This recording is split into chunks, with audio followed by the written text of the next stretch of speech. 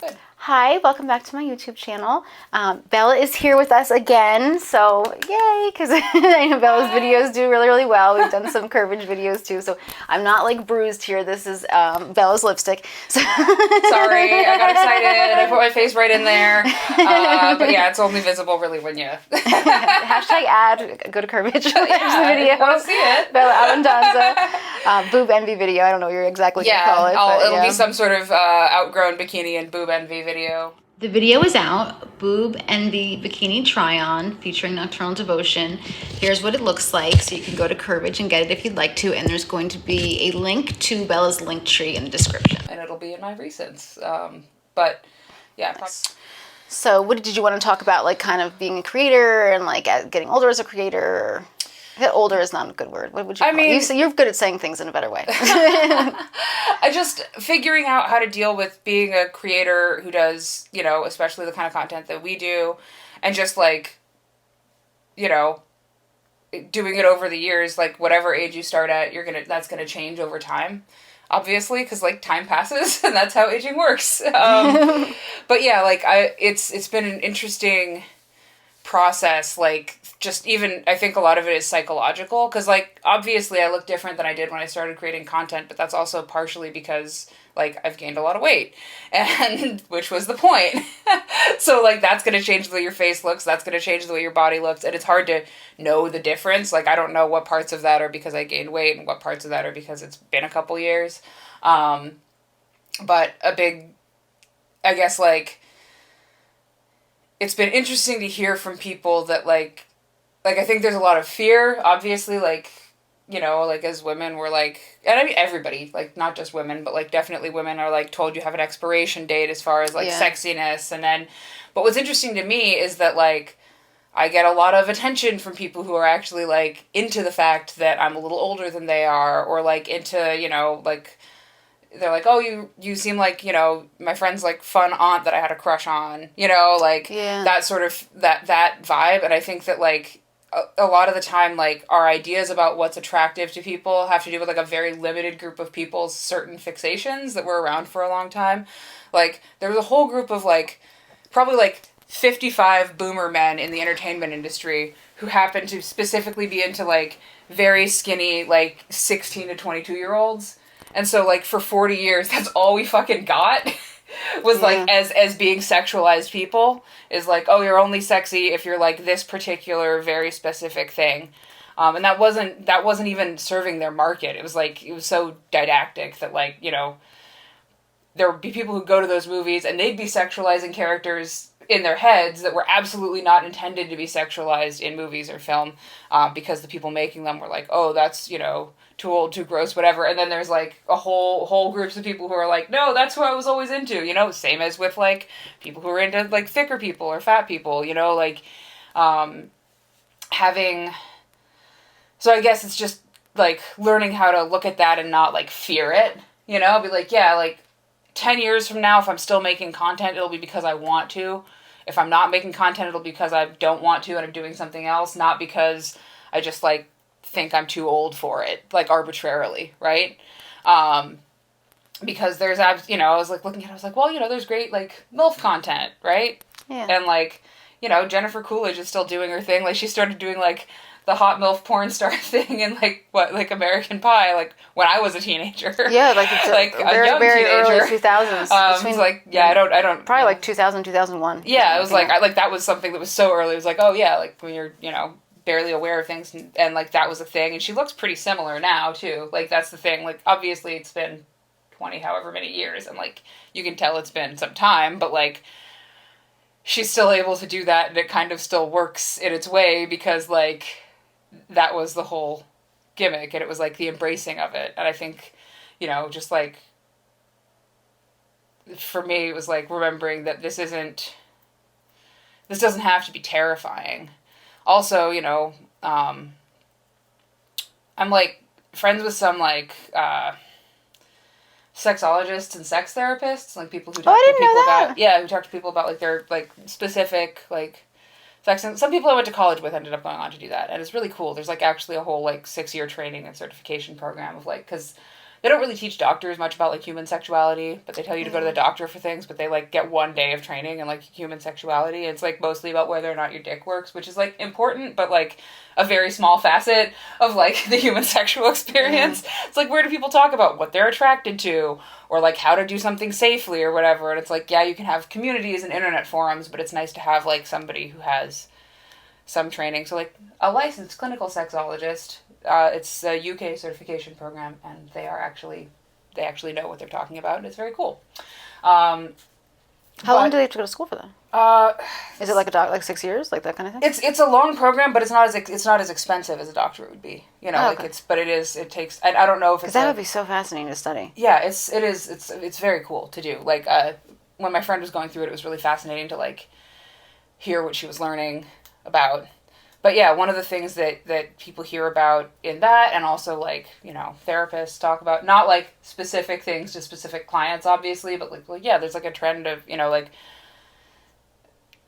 men who are, like, over 35, just in general, being like, hey, you know, it's really hard for me to find age-appropriate, like, porn content. You know, like, it's hard for me to find age-appropriate, like, something that doesn't make me feel like a creep as I'm getting older, right? It's like, yeah, I'm, like, you know, 37, 45, 55, 65, like, you know, like I said, there was that one group of influential dudes in entertainment that, like, made it really normal to be like, whatever age you are, the age you want to see fuck is 18.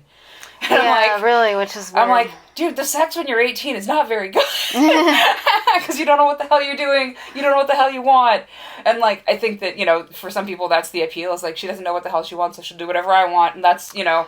Oh, that makes sense. And, like, no judgment, whatever. But, like, that's just one very small facet of, like, the human sexual experience. So, the idea of creating stuff, not only, like, creating stuff that plays into, like, oh, like, your, you know, MILF fantasies, or, like, friend's hot aunt fantasies or whatever, but also just the thing of, like, somebody who's your age contemporary and is still hot fantasies, or somebody who feels, you know, relatable to you and doesn't make you feel like a weirdo for watching them, you know, and is doing the things that you're into. Like, that's also just valid and important. So yeah, my hope is that going forward, I'll be able to keep making people happy, you know, like, keep creating, just the kind of content that I love to create, and that, honestly, I think that in some ways it's going to give me, like, more latitude as time goes on, because it gives me so many new characters I can play with, like, so many new, like, tropes and ideas and fantasies that I can, like, explore that, you know, would have been harder for me to explore 10 years ago. Like, to be clear, 10 years ago I wasn't creating content, but, like, if I had been 10 years ago, it would have been totally different things, like, that would have made sense for me to explore, and, like, how believable a roleplay is. Like, if I were to put on pigtails and do a schoolgirl roleplay right now, that would be a bit of a push, right? Not terrible, but enough of a stretch, right? But, like, if at an age when that wouldn't have been a stretch, I had done, like, a stepmom thing, that would have been technically believable, I guess, because a stepmom can be any age. But it's like, is that serving the fantasy? You know? Yeah, not really. Like, I wore pigtails in a older. schoolgirl outfit for, like, the promo for my book on Fantasy Feeder. I don't know if I showed it to you. But, like, you but you can't really see my whole face either. Well, like, also, it's not like it's like, yeah, like I'm kind of like looking down and like the eyelashes. Yeah, and like you have your, you know, you look youthful. Like I said, it's not like if I did that right now, you'd be like, she's way too old to do that. It's just like, it's not as, like, it's just not, you know, like, if I was it doesn't work as well. If I was to do a whole video like that. Also, it's not just that. It's also, like, the photograph, I think, makes a big difference versus a video. Yeah, and also it doesn't, like, I don't identify with that person, that personality, like, anymore. Like, when I was younger, like, playing younger and things like that, and being a little bit more, like, innocent or silly, like, felt more natural, but now, like, that kind of roleplay wouldn't feel natural for all sorts of other reasons that aren't just visual. And again, like, I think that kind of roleplay is adorable and wonderful, and people should do whatever makes them happy and whatever is hot.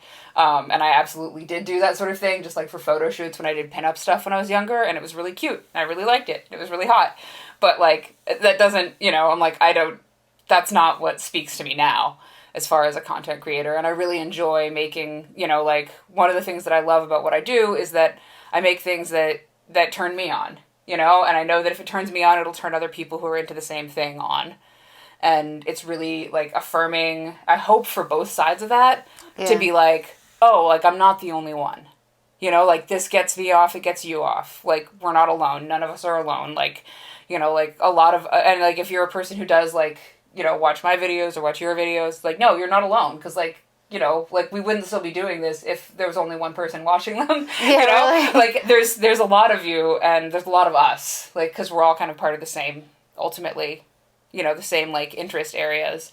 And, you know, I think that feeling not alone is an important part of what we do. Like, a bigger important part than, like, people who get mad that this content exists understand.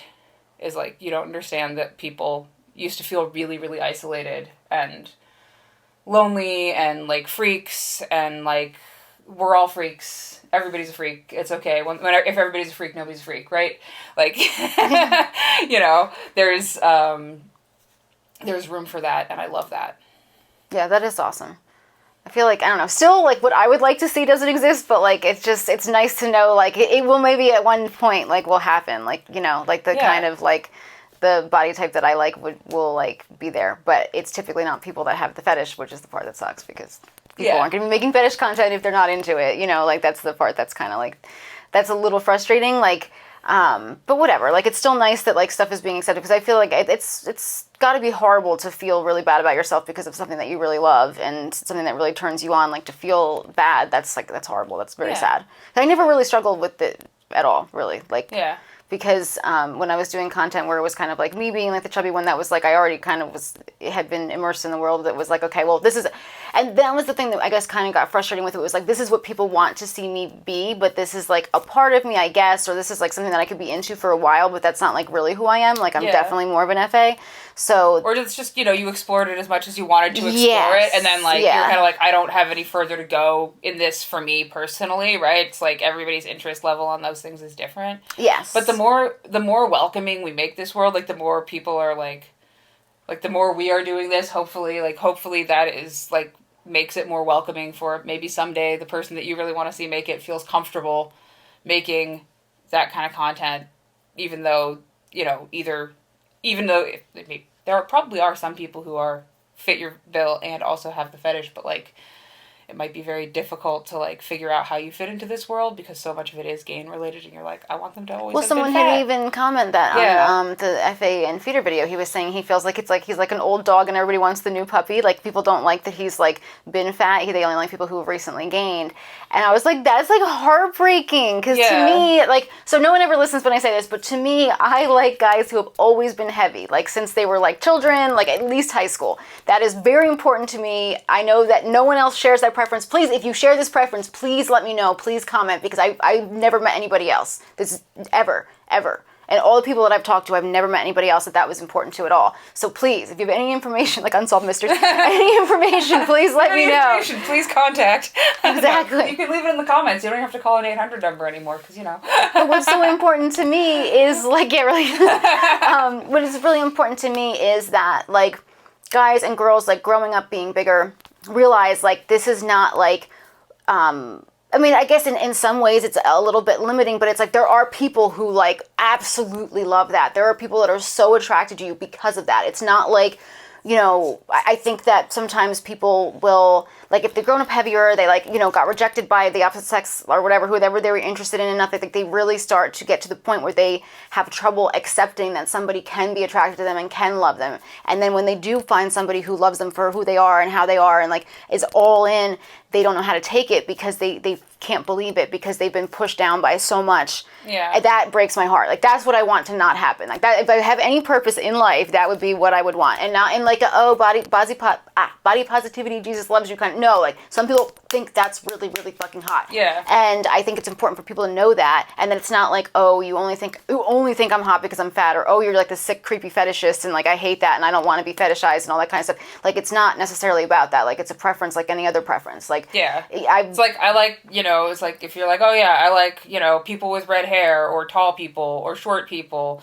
or people with really nice wide shoulders and a slender waist. It's no different from having that kind of preference. Like, it's no different from being attracted to washboard abs, really. Like, we just don't think of that as a fetish because it's considered standard, but, like, If you're sitting there being like, oh my god, like, look at that dude's abs, it's like, that is, you're fetishizing a dude's midsection the same way that you're fetishizing a dude's fetishizing a dude's midsection. It's like, technically fetishizing is just applying a strong sexual interest to something that's not, to a not inherently sexual body characteristic. So a fetish is any attraction, significant and continuous attraction that you have to a body part that's not like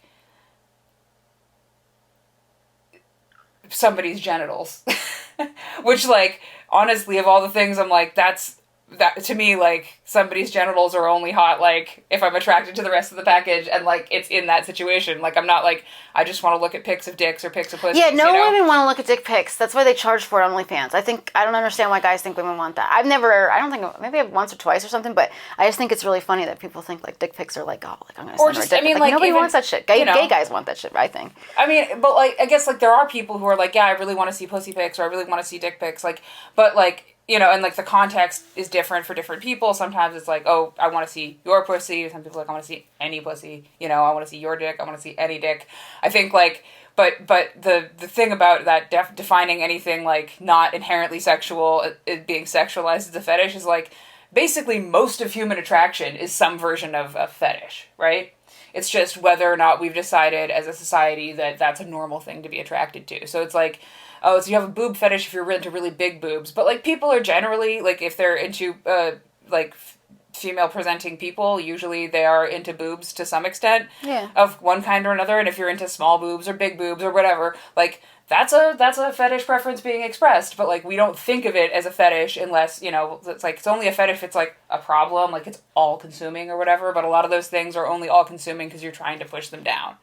Like, if you're trying to hide it or be like, well, I don't want anybody to know and I don't want anybody to feel uncomfortable, it's like, if somebody is really, really attracted to you, they're attracted to all sorts of things, I'm sure. Like, part of it is who you are, part of it is your fucking pheromones, part of it is all sorts of things, but most people are somewhat visual, and they are probably attracted to your looks, even if what they're attracted to is you looking unconventional. Or, like, like, I had a friend who was like, I don't like hot guys. She was like, I like guys who are a little weird looking. But I'm like, but that's also, like, it's a fetish, right? But, like, it doesn't mean that she doesn't genuinely think that her husband is really attractive to her. That's the thing. She's like, because, like, she's talking about, like, yeah, societally, I know that they're, like, weird looking, but, like, to me, obviously, to her, obviously, that is what is drawing her in. It is literally attraction, right? Like magnets being pulled together, right? So, like, why would... I don't know, it just bothers me that, like,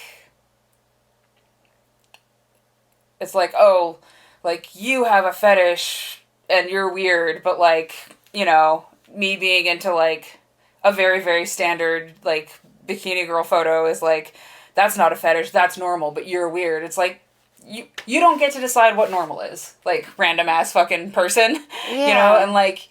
And if everybody was to only want that very standard bikini photo type of girl, how many people are going to be incredibly disappointed because not that many people look like that. That's the part that I don't get. Like, everybody, you have to like this, like, conventional, like, exactly what... How many guys have six packs? How many girls are, like, have a 24-inch waist? Like, it's not that common. So if that's all you liked, you're going to be really fucking sad in life. Like, I don't know what to tell you. Like, that's crazy. Absolutely. And if everybody looked like that, nobody would stand out. Yeah. Like, it's like if everybody had the same, like, almost the same measurements and, like, very conventional, like, I think that would be less beautiful because I think a lot of what we define as beauty is almost like the uniqueness of things. But then we have this really narrow definition of what can be unique and still be beautiful. Like, as a society, we'll have, like, a fairly narrow definition of that. But when you actually meet and talk to people and deal with people, it's very, very wide, right? Like, what's unique or attractive to them is very wide. And, like, I refuse to believe that, like, 90% of people are making insane compromises and only dating people who don't look like a fucking swimsuit model because they don't think they could do better.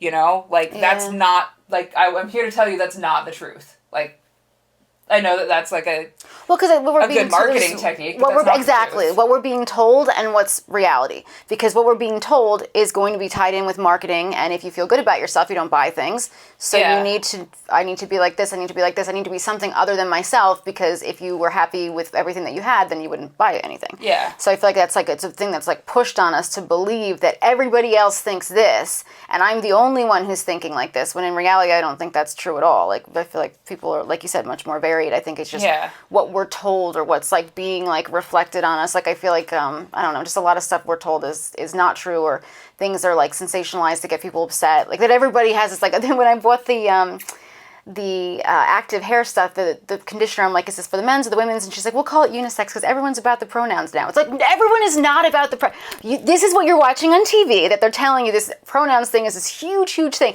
I have yet to meet anybody in real life that gives a shit about that. I know there are people who do, but what the media is telling you is that everybody's obsessed with this. It's like, no, the media is obsessed with this, and they want to get people riled up so they'll keep watching the news. You know what I mean? Like, it's stuff like that. Using somebody's pronouns isn't any harder than using their name, right? Yeah. Like, it's like you learn someone's name when you meet them.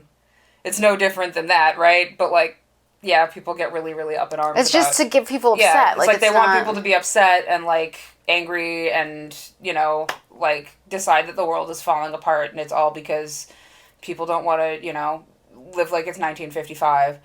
And, like...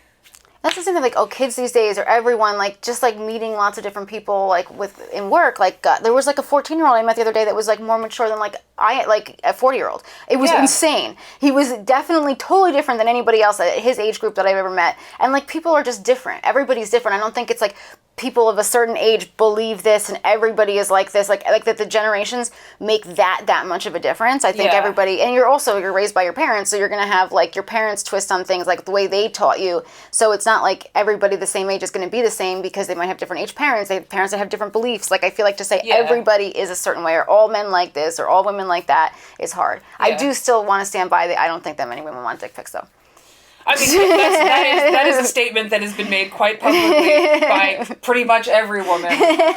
Or more than anything, if a woman wants a dick pic, she will tell you. Yeah, really. Yeah. Like, and I would think that would Sometimes be more of a turn on for a guy anyway, is like having her ask you. I would think that would be like part of the excitement of the thing, is like, oh, she's asking, like she wants that. Like somebody wanting to see it. Isn't it hotter? And somebody's like, please let me see that, than just being like, here you go.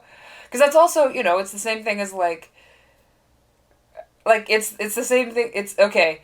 Imagine if you were in person, it's the difference between, you know, getting your dick out as part of making out with somebody and just walking into the room with your dick hanging out. You know what I mean? That's like, a very or good just analogy. In the middle of the conversation, just being like, and here's my dick. But like, you're not doing anything, you know? Like, it's the difference where it's like, well, I know that some people are into like different kinds of flashing, but like, that is what you're doing. Like, in a, you know, like, it's the same... Like, it's like, that is a digital flashing, you know? Like, that's what's happening there. It's like, realize that, like, 90%, far more than 90% of people who are exposed to a digital flashing or in-person flashing are made uncomfortable by it. I think that's part of, I think for a lot of people, that's actually part of the appeal. The people who do it is, like, they know it's making someone uncomfortable, and that's, like, the turn on, and that sucks, and I wish that wasn't the case. Oh. But, you know, that's, like, definitely why it's like, I don't think flashers aren't out there doing it because they think that it's turning people on. They're doing it because they know it freaks people out, and freaking people out turns them on. This is, like, the times I'm grateful for. Like, I'm glad I'm into what I'm into, because, like, it could be so much worse. Oh, yeah. I'm like, hey, you know what? We're not going to do any of that. Like, you know, like, this is something that like, can and should be practiced with complete consent, you know? And should be practiced with complete consent. Should be practiced with complete consent. Are you talking about, like, gaining type stuff? Everything. Yeah, really, everything especially and that. Everything Like, that you're doing that is sexually charged for you and or a partner should be done with complete consent and informed consent. And it's not that hard. You just have to be honest. That part can be hard at first, but, like, if you're not ready to be honest with your partner, it probably means you're not ready to be honest with yourself, and that's a fucking personal journey, but, like, you know, you don't get the prize until you fucking do the personal growth. And the prize is, like, getting to get your rocks off in the way you really want to. And, like, if it means going to therapy, fucking go to therapy. You know? Doesn't have to mean that. It could just mean reading and, like, fucking, you know, just, like, doing something even though it's uncomfortable. Like, you want to do this thing with a person, but you have to have a conversation with them first. That conversation scares you. Have the conversation scared. You can have a conversation while you're scared. Oh, yeah. I feel like that's a lot of times then you realize your fears aren't as valid. Like, or not valid, but your fears aren't as, whatever, as you would think they were. Like, they're not, they kind of takes away some of the power from the fears. Yeah. It absolutely does, but you won't know that until you do it. So do it. I'm saying to you guys, do it. I'm not saying that whoever is watching this is, like, definitely never done that before. Hopefully you all have. But, like, in case you're a person who needs to hear that that's okay, and it gets easier, and the first time will be scary, and every subsequent time will be so much easier, like, it's worth it. Like, rip that Band-Aid off. The friends that you have that are sex therapists, do they have any opinions on, like, fat fetish stuff or gaining or, like, that kind? Like, do they say, like, what they learned about it, or do they learn about it? I haven't gotten into it, but I want to know. Once later on, like, once I get back to my, like, contact lists and stuff, I can reach out and see if they'd be cool with putting you guys in touch. Because that would actually be a cool interview for you. Yeah, so probably I have to figure out how to do a virtual one. I think, they're pretty far away right now. I think they're somewhere in Europe, unless things have changed. But I think that you guys would have a really great conversation, and she's freaking amazing. Like, she's really fun to talk to. I think that it would be great to get comments directly from the horse's mouth there, because I haven't had that conversation in depth, but I bet that she would be open to it. Yeah, because I would really like to know, because that's in that book, The Round World. There's like a book called The Round World. It's by Dan Oliviero, and I read it, and then my friend Chris read it, and it was funny because he, like, treated it like it was like the Bible. I'm like, this is a guy's opinion. We don't know if this is necessarily true. Yeah. But he was saying he knows why people have the fetish, but he won't tell anybody because people don't want to hear it, which people say fetishes are based on trauma. So, like, I feel like what you said, or, like, it's probably somewhere in the middle, like what you were saying, where it's like everybody has, like, something that's visual that they'll idealize, where it's like, where's the line between when it's a fetish and when is it necessarily caused by trauma? Like, I don't think it's... I don't know why it has to be, like, a fucking negative thing. But it oftentimes is, and that doesn't necessarily mean it's a bad thing. I think for me it's definitely at least partially based on... I think there's also a thing of, like, sometimes it comes from trauma, sometimes it just comes from fear, right? Which, like, because, like, when you think about, like, I guess, like, I definitely... notice things like things that make you slightly uncomfortable, like fear and disgust are actually very, very close to sexuality, like in like the brain map, I guess. Like, I feel like there's something about, like, looking at something and being like, oh, and then you, like, look back. Yes. That's the first experience with, like, seeing genitalia that's not something you've ever seen before, is, like, I hate to say it, but it's like, oh, and then you're like, wait a second, and then you, like, develop this bond with this thing because it's actually really fun, right? Yeah. And I think the same thing is true of, like, other things that we're, like, taught to disgust or fear. Like, there's definitely, like fat phobia is called phobia for a reason. Like, society is afraid of being fat, and the thought of being close to something that's that scary and intimidating to society as a whole is powerful, and that power is titillating. Like, it's the same thing as, like, I guess, like, people who do, like, more intense, like, BDSM or DS play, like, there's elements of fear there, too, right? Of, like, the fear and anticipation of pain. And that's no different, of, like, physical pain as opposed to emotional pain, or, like, the fear of being made fun of for getting bigger, and then the, sexual gratification, if you've developed a sexual entanglement with that fear, the sexual gratification of being teased in a consensual, safe situation is, like, a safe release for that. But, like, I think that is one of the ways that humans process fear. It's one of the ways that humans process, like, having a different reaction or an evolving reaction to something that, like, you've been taught to like, look away from or be grossed out by. And, like, there's a lot of fetishes that are things that are gross to other people. And, like, there are a lot of fetishes out there that are gross to me. I'm not going to list them because I don't think that there's any, like... There's no benefit. Like, I don't want to be here, like, because for some people, that's as important to them as my fetishes are to me. Yeah. And there's no benefit to saying something or being like, oh, that's gross to me. Like, there are things that are gross to me that turn other people on. And the thing I would say is, like, crushing little animals and so that the crushing thing is... I mean, that's the thing, is, like, I don't... harm is taking place, that's the only thing. Yeah, like, if it's actual harm, like, fucking tread carefully. Like, I don't want to even, like, shame for that, because I don't know what the experience of, like, people think, like, a lot of actual harm in our fetish, too, right? Because, like, people can, it can be, and, you know, same with, like, BDSM, it's like, people are like, oh, that's abuse. It's like, no, it's not, but it can be. Yeah. If you're not being really, really careful with it. So, like, there are things that are scary or gross or, you know, but, like, for some people those things are also, like, really important to be close to, or they're like, in certain contexts they're a huge turn on, or being able to find a way to be turned on by them and experience that in a way that is not scary is, like, the most titillating thing ever. So yeah, I think that's more real and overarching than people like to think about. And we always think about it for our own fetishes, right? It's like, well, I can see it from both sides because I really love this thing and I really love the people who I do these things with. But, like, you know, for something that you're outside of that happens to be, like, a squick for you, we're like, oh, that's so gross. But, like, for the people for whom that's important, it's very important. So I'm just not going to weigh in on it because, like, I just have to, like, trust that other people will hopefully get to the point of, and are already at the point of, like, applying the same, you know, consent, you know, respect for your partners, understanding that even though you have the same general interests, your specific things might be a little bit different, and, like, respecting those differences and, you know, only playing with the things that make both of you really happy. Like, being really careful about whether or not you're pushing boundaries, respecting it when you're told to stop, all of that. That is, you know, that's applicable for any fetish, and it's applicable for any sexual experience, really. Yeah. Like, even if you're not practicing, like, fetish play, like, you know, you're exploring a new person, like,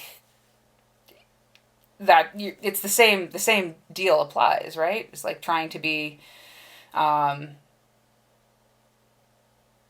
conscious of the other person's experience and communicative, and both, like, communicating and listening, and that doesn't have to make things less hot or less spontaneous. Like, for some things, if you're doing something that takes a lot of planning, a certain kink thing, of course, like, you want to negotiate some consent first, even if it's just because you don't want to buy 10 gallons of ice cream if they're just going to melt and nobody's going to eat them, you know? Like, make sure that's something someone's into just for the practical reasons. Yeah. Or, like, you know, you don't want to set up your whole, like, bondage scene and then be like, oh no, those are all hard, like, these 3 things are hard limits for me, you have to redesign the scene. It's like, part of it is, like, you negotiate it beforehand so that you're properly prepared if it's something that takes a lot of prep. If it's something that doesn't take a lot of prep, you can really negotiate that as the scene unfolds, as long as you're paying attention. Like, sometimes people aren't just going to tell you a thing, you know, like, check in and ask. You could find hot ways to ask. It doesn't have to be like you stop and sit down and say, is this okay with you? You know, you can, like, whisper in somebody's ear and be really sexy about it. But, like, you know, and, like, the sexiest thing is if they say no or back off a little bit. If you do, that's the hottest thing you can do in that situation, is listen, you know? And then, like, if you give somebody that trust, they're going to repay it typically. So, like, if they, like, set a limit, they'll oftentimes invite you somewhere where they are comfortable. And that's oftentimes really hot. And sometimes it's something you never would have thought of. Like, that's the other cool thing about, like, negotiation and consent. Like, even if it's happening as a scene unfolds in, like, a situation where that's the safe and appropriate thing to do, it's great to get, like, that's part of what's fun for me about exploring a person, is, like, learning who they are and letting them tell you, and like, letting them accept the things that you present, you know, and, like, if you present something that they don't pick it up and take it further, just being like, okay, that's still my thing and I can still have it. It doesn't mean that it's rejected or I'm rejected. It just means that that's not a thing that we're going to pick up and carry together. So that's a really good point. Yeah. Good message. But it's so cool to see, like, this side of you. I feel like, I don't know, like, if everybody, like, I guess if the people watching are really, really into the, like, kind of, like, drunk, ditzy, slutty Bella, that doesn't ruin the illusion, I guess, but it's so cool to see, like... multitudes. I can be both. That's the thing, is, like, I can be both, and most people can be a lot of different things, and that's the thing, is, like, I think that it's more fun to play with those fantasies if they are... You know, it's more, if you're into, like, that ditzy character, it's maybe more fun to play with that character when she knows she's a character too. Well, like, it's like, you know, it turns you on, that's why you're playing that character. Like, you're, like, in a fantasy as well. It's like, yeah, you're being your fantasy. That's like what you want to be. Yeah. But yeah, there's, you know, this is a deep subject, and we could probably get pretty. Next time we'll go even deeper. Yes, Maybe we'll have a different conversation about different aspects of the fun things that we get to do. But this has been really fun. Yes, definitely. All right, bye guys. Bye. Thank you. Like, comment, subscribe. Dance. Like, comment, subscribe. Like, comment, subscribe. Interaction drives production. So if you want to see, the more that you guys interact and comment and like and subscribe to her channel, the more she produces, and the more that I get to show up and also work with you, which is great. Yes. So, I want to put that clip at the end of all my videos. Like Bella says, so you should do it. Bella says, do it.